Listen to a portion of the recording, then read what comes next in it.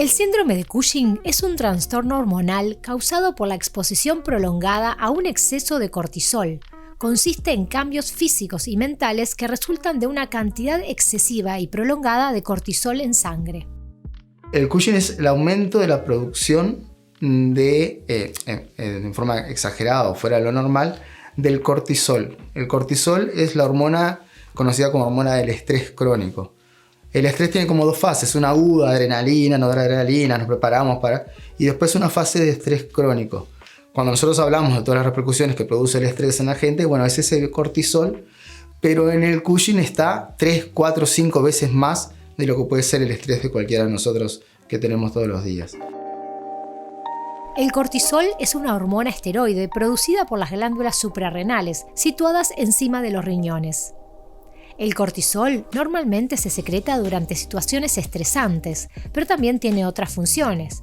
Controla el uso por parte del cuerpo de carbohidratos, grasas y proteínas, reduce la respuesta del sistema inmunitario a la inflamación, regula la presión sanguínea y el balance del agua en el cuerpo. Es un síndrome. El síndrome tiene síntomas, cosas que sienten los pacientes, y signos, cosas que nosotros vemos al examen. Y el estrés, como ustedes saben, aumenta tiene muchos síntomas. Es una enfermedad con mucha cantidad de síntomas, que van desde cambios del carácter, cambios del humor, cambios del estado de ánimo, cambios del sueño. Hay alteración del sueño con insomnio o alteración del ciclo vigilia-sueño. También hay cambios en la disposición del tejido graso. El síndrome de Cushing se asocia mucho con lo que es la obesidad, pero es un tipo distinto de obesidad. Si bien hay en la escala de grises hay de todo, cosas que son muy claros y cosas que no, es una obesidad más central de abdomen y de troncos con miembros finos. El tejido, la grasa subcutánea es muy fina, la piel es muy fina, hay pérdida de masa muscular, por lo tanto los miembros son finos, sin embargo el abdomen es más globuloso. La piel se pone fina y una de las características que nosotros vemos también en el síndrome de Cushing es el tipo de estrías que produce la piel. Son estrías anchas, deprimidas, color un rojo vino, en abdomen, mamas, brazos, que son muy características del síndrome. Hay dos tipos de síndrome de Cushing: el exógeno, causado por factores externos al cuerpo, y el endógeno, causado por factores internos del cuerpo. Los síntomas de ambos tipos son iguales, la diferencia está en la causa del síndrome. Es una patología poco frecuente cuando es endógeno, o sea, cuando es por aumento de los niveles de cortisol, que es la hormona que produce el síndrome, del propio paciente. La mayoría y la causa más frecuente son el mismo cuadro clínico de pacientes que toman corticoides, ¿tá? Prednisona, dexametasona, para la alergia, para enfermedades autoinmunes, para el motivo que sea, por tiempo prolongado, y genera el mismo cuadro clínico, que es lo que los médicos conocemos más y manejamos más, que es el síndrome de Cushing exógeno, o sea, por administración de corticoides, cualquiera sea el tipo o vía de corticoides. El Cushing iatrogénico, extremadamente frecuente. Extremadamente frecuente. Mucho más frecuente de lo que uno puede imaginar. Pero, digamos, con ciertos límites. Claro, para llegar a los extremos tiene que pasar tiempo. Es parte del control de la medicación. Cuando uno da una medicación de ese tipo de forma prolongada, ver que el paciente no empiece con efectos secundarios. Si uno tiene el control de la relación clínica, si nosotros nos podemos ver mínimamente una vez por mes, mínimo, ponele, entonces es muy fácil porque nosotros disponemos de fármacos que son ahorradores de corticoides. O sea, lo que se llaman inmunomoduladores, como la hidroxicloroquina, la azatioprina, el metotrexate, la ciclosporina. Es decir, hay una cantidad de drogas que se llaman inmunomoduladoras que lo que hacen es un efecto parecido al corticoide sin los efectos secundarios del corticoide. Ahora, ojo, cada una de esas drogas tiene sus efectos secundarios también. El médico evaluará. En la gota, por ejemplo, usamos la colchicina, que actúa como si fuera corticoides, y que es muy efectiva para ciertas inflamaciones. Pero volvemos a lo mismo, siempre se puede prevenir, siempre se puede evitar, salvo en algunos pacientes en que la dosis tiene que ser necesariamente extremadamente alta por la enfermedad que tienen durante un periodo X. Entonces nosotros, pero ya sabemos lo que va a pasar. El endógeno, o sea, por el aumento de la producción de corticoides o de cortisol del propio paciente, sí es algo poco frecuente. Más o menos son 10 casos por millón de habitantes. O sea, en Uruguay, imagínate, y en Maldonado más.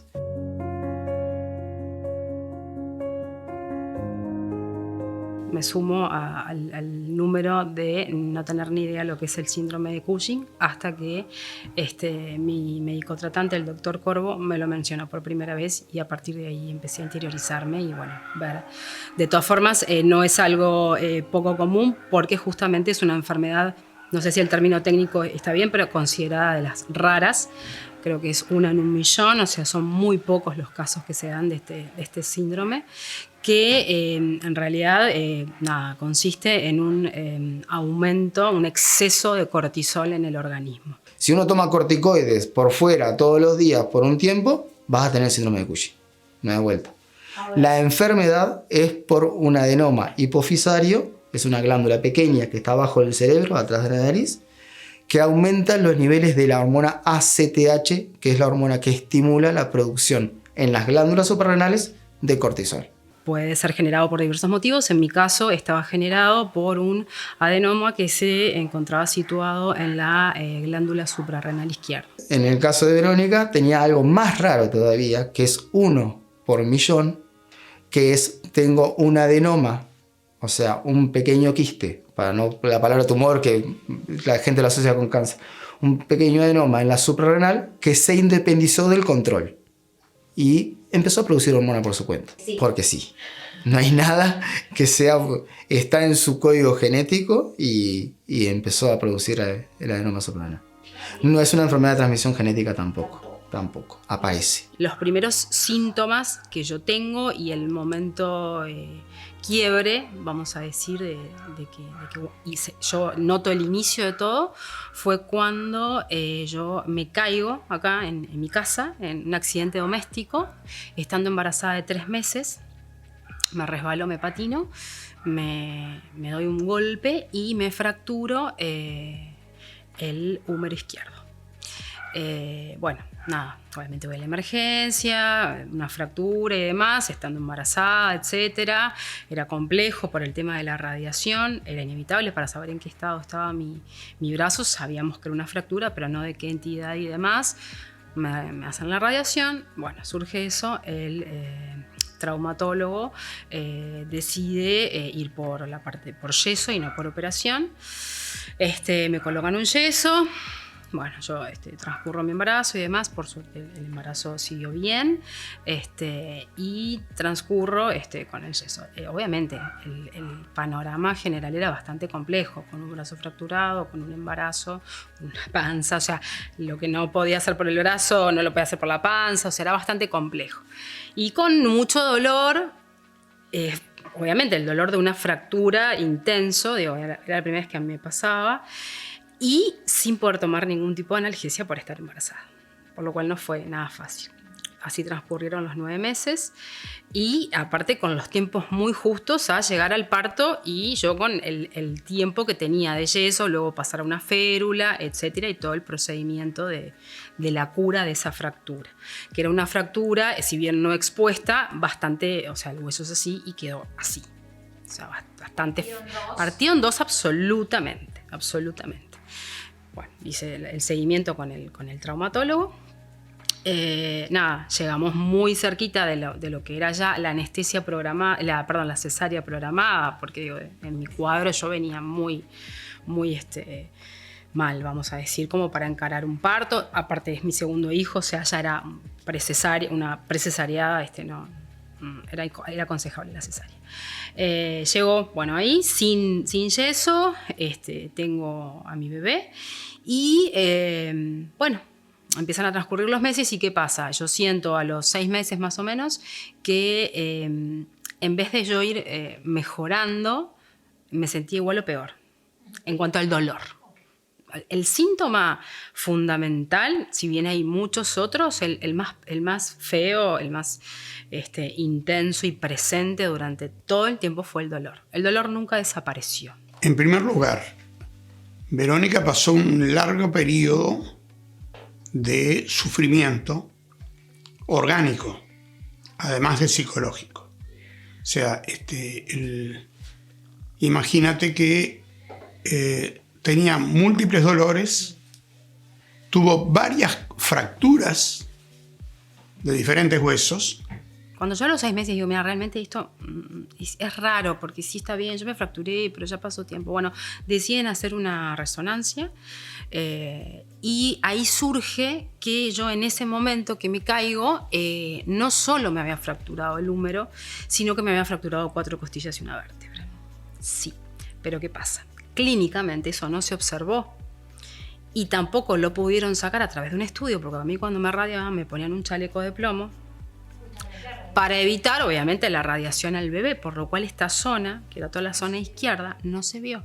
O sea, mi embarazo transcurrió con 4 costillas quebradas, fracturadas. Por eso a mí me dolía absolutamente todo. ¿Ah? O sea, era una cosa generalizada. Y obviamente con el diario del lunes estaba todo genial porque había salido todo bien, pero yo había tenido que, si bien a nivel de tratamiento no hubiese cambiado, para mí no me pueden enyesar la panza, yo tendría que haber hecho un reposo absoluto, cosa que, a ver, tampoco es que estaba haciendo una vida normal, pero hubiera sido bastante más estricto con ese diagnóstico. Cuando yo tengo ese resultado, claro, esas fracturas también ya habían soldado. Obviamente la consulta con el especialista de columna y todo lo demás, me dijeron que bueno, que eso ya había pasado, que ya estaban soldadas esas fracturas y que yo no iba a tener ningún tipo de consecuencia a nivel de columna, ni de pinzamiento de disco, etc. Ok, seguimos adelante nada, el dolor seguía y yo seguía consultando médicos, sobre todo también, aparte, un tema importante es el tema de la analgesia, cómo calmás ese dolor. Yo personalmente soy alérgica a la mayoría de los seines, por lo cual no puedo tomar ibuprofeno, por ejemplo, demás. Entonces directamente me recetaron tramadol. Que bueno, que en principio se recetó como algo pensado para un corto, mediano plazo y lamentablemente se extendió hasta el día de hoy. Que era lo único que a mí, si bien el dolor no me lo sacaba, porque el dolor siempre estaba en mayor o menor intensidad, era como, bueno, lo único que tenía. Cuando una persona tiene dolor, quizás el primer médico que debería ver es un reumatólogo. No existe esa costumbre y además se han ido, digamos, como popularizando ciertos diagnósticos y ciertas prácticas médicas que han aportado mucho para resolver algunos casos, pero que le han ido quitando aún más papel a la reumatología. Por ejemplo, el diagnóstico de fibromialgia, que es una enfermedad muy seria, es una enfermedad muy importante, pero de cuyo diagnóstico se abusa por parte de personas que no saben resolver la situación. Ahora unos 4 años más o menos, un médico internista me vio, me evaluó, me hizo un montón de estudios que descartan otro tipo de enfermedades autoinmunes, los cuales los síntomas son muy similares. Cuando descartan un montón de cosas y chequean los síntomas que yo tenía, el médico me diagnostica fibromialgia, que es una enfermedad cuyo diagnóstico justamente es de descarte. Cuando no encuentran algo concreto en el organismo que genere todo ese cuadro clínico y se dan los síntomas de la fibromialgia, que es una enfermedad bastante compleja, de la cual tampoco tenía conocimiento, tuve que ponerme a estudiar y aprender y demás, está muy relacionada también a la parte emocional y psicológica, muy, muy relacionada. Bueno, yo cuando llego a Cavalieri, yo tenía fibromialgia. Yo soy de los últimos en verla, no estoy acostumbrada a verla, y entonces encuentro una joven, con una cara de luna llena, con aspecto con aspecto cushingoide, como llamamos nosotros, o sea, cushingoide significa parecido al Cushing, o sea, con evidentes signos clínicos de aumento de aumento de cortisol en su organismo. Pero no estaba tomando corticoides.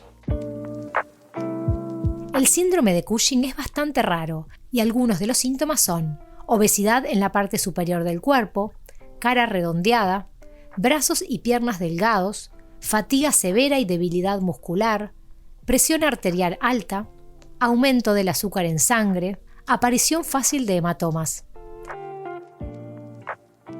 Hay disminución de fuerzas, disminución de la energía, porque hay también afectación de lo que son las masas musculares.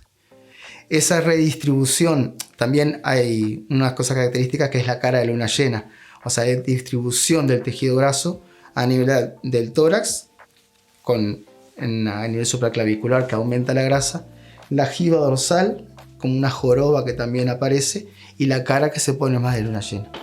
Sumado a eso, otros síntomas como el dolor crónico, como la fatiga, ¿verdad? Como las fracturas. Así que bueno, digamos, de alguna manera, el que lo ve de entrada es fácil reconocer. Muy hinchada. Eso era justamente, o sea, si tú lees un libro de medicina te va a decir Cushing y todo como los síntomas, y yo los tenía todos. O sea, me faltaban 3, creo. Sí, muy hinchada. Aparte del sobrepeso, de la ansiedad, el tema hormonal y todo más, la hinchazón era sí, muy notoria. Además, hay síntomas cardiovasculares porque aumenta la presión, porque aumenta la retención de sodio, entonces pueden empezar con la hipertensión. La obesidad abdominal aumenta la insulinoresistencia y eso puede generar también que el tema conductor del diagnóstico sea una diabetes de reciente comienzo. Altera mucho lo que es el colágeno de los tejidos. Entonces eso puede dar, el colágeno es parte de lo que da las estrías por afectación del colágeno y puede dar también dolores osteoarticulares, dolores lumbares por afectación del sostén y del colágeno. A veces cuando uno ve un paciente todos los días, esa perspectiva la pierde. Por eso es tan importante la interconsulta. El doctor Cavalieri es el primero que me ve y clínicamente, después de este periplo que yo te digo de tantos años, de tantos especialistas, estudios de medicina tradicional y alternativa, porque por supuesto que recurría a todo lo que había, o sea, acupuntura, masajes, biodecodificación, mil cosas, porque claro, todo el mundo me decía, o sea, iba a los médicos y me analizaban y yo no tenía nada. Clínicamente no veían en los estudios, pero yo me seguía sintiendo muy mal. ¿Por qué ocurre esto? ¿Por qué tengo esto? ¿Por qué me pasa esto? ¿Por qué me pasó a mí? Por ejemplo, ¿por qué me pasó a mí que me rompí 3 huesos? En una caída. En una chica joven. A Cavalieri llegué cuando... ¿qué pasa? Cuando yo me caigo y surge que yo me había fracturado de una entidad tan importante, había que ver qué pasaba, porque yo no me caí de un 3er piso. Me resbalé. Entonces, ¿por qué mis huesos? Entonces, ahí me hacen una densitometría y surge, obviamente, que yo tenía una osteopenia importante. Esto es una osteoporosis de una persona premenopáusica, que mis huesos realmente estaban muy debilitados. Para la edad que yo tenía, y eso obviamente era lo que justificaba la magnitud de mi fractura. A partir de ahí se empieza a estudiar el tema huesos. Por eso, vitamina D, ahí yo llego al especialista en huesos, que es un reumatólogo, y en este caso Cavalieri. En conjunto con Martín desde hace tantos años, que es dedicarnos al diagnóstico de por qué la osteoporosis. Y ahí tenemos la mirada endocrina más la mirada reumatológica. O sea, vemos en el porqué de la osteoporosis hay múltiples causas. Y en el porqué de las enfermedades reumáticas también. Y dentro de las múltiples causas hay 2 que se repiten siempre, Una es la alteración endocrina y la otra es el estrés. Entonces, digamos que lo que vendría a ser la especialidad o el término moderno es neuroendocrino inmunología.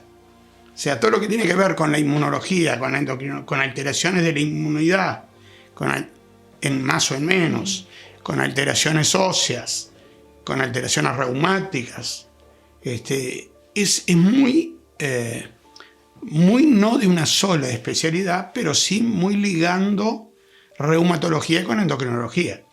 Cuando Cavalieri me ve, lo primero que hace obviamente es mandarme una batería de estudios sumamente completa, pero además él me empieza a hacer preguntas de cómo me siento y demás, y hoy yo lo sé, obviamente su ojo clínico, así como muy, muy acertado, de un profesional con muchos años de experiencia, de ver muchos pacientes, obviamente en su momento no me lo dijo, pero me deriva al endocrinólogo, porque ve algunas cosas que entiende que deben ser enfocadas desde la óptica de un endocrinólogo. Junto con el dolor lumbar que ella tenía, tan intenso, cómo la estaba limitando, el cambio en su cuerpo y el examen físico fue que, tanto la doctora Borussia, que es su médica general, como el doctor Cavalieri, que ella vino por sus dolores osteoarticulares, no la derivaron para ver si tenía un Cushing. La interconsulta no tiene que ser la interconsulta a un centro de tratamiento, ni apurarse a hacer un diagnóstico. Si nos apuramos a hacer un diagnóstico o la mandamos a un tratamiento como el tratamiento paliativo o el tratamiento, es una maravilla el tratamiento paliativo, es una maravilla las clínicas de tratamiento del dolor, las cosas que pueden hacer, pero nunca sin diagnóstico. ¿Tá? Y en el diagnóstico, ¿qué nos permite ser asertivos? La interconsulta. El trabajar en equipo. El tema más importante es la sospecha clínica. La sospecha clínica de lo que nos cuentan los pacientes, que te dicen que yo no soy así, yo no era así, me vienen pasando cosas, me vengo sintiendo mal. Sé que el sentirse mal y el cansancio es un síntoma muy habitual en las personas porque estamos todos en el trajín, en el estrés y en el día de nuestra vida, pero es un cansancio distinto, que además, si se acompaña de los síntomas que dijimos, ahí aumenta lo que es la sospecha clínica. Es así que el doctor Corvo en primera instancia me ve, obviamente me hace la consulta y me empieza a hacer obviamente una serie de preguntas y que me realizará determinados estudios. Múltiples síntomas donde uno tiene que tener la perspicacia diagnóstica o la sospecha de que esto se está yendo fuera de lo habitual para empezar a pensar de que puede haber alguna causa secundaria de los síntomas que tienen los pacientes. También puede haber fracturas por fragilidad, que por afectación mismo del colágeno y por el recambio óseo. Entonces, hay muchos ítems que pueden hacer que el médico sospeche de que acá puede haber un aumento de cortisol. Efectivamente, la sospecha que tuvo el doctor Cavalieri y la que termina confirmando Corvo es que yo lo que tenía era un síndrome de Cushing, porque cuando me hacen los estudios, mi nivel de cortisol, tanto en sangre, en orina como en saliva, que es donde se mide, estaba absolutamente disparado.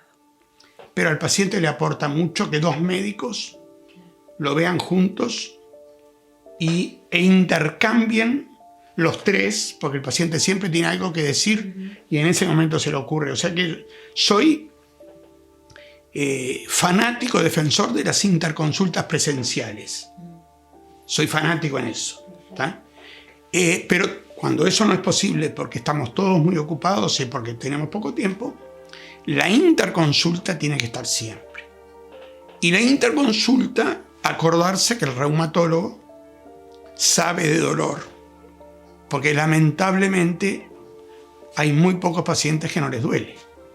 Y a los que no les duele, ¿qué pasa? Tienen a veces fracturas ocultas, como las fracturas vertebrales, que pasan desapercibidas en el curso de un dolor crónico. Para que tengas una idea porque uno piensa, pero ¿y cómo podés tener un hueso roto y no te duele? Bueno, por ejemplo, si tú tenés rota una costilla, tenés dificultad a respirar. Pero a veces no está tan rota. Entonces está solo fisurada, como se dice.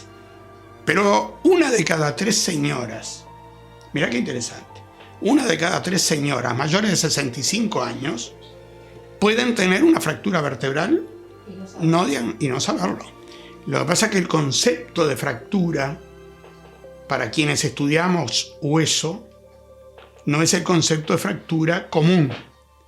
A pesar de que en este caso hubo además una fractura de húmero y una fractura de pie. O sea que ya ahí esta señora tenía, al momento del diagnóstico ya había tenido complicaciones importantes.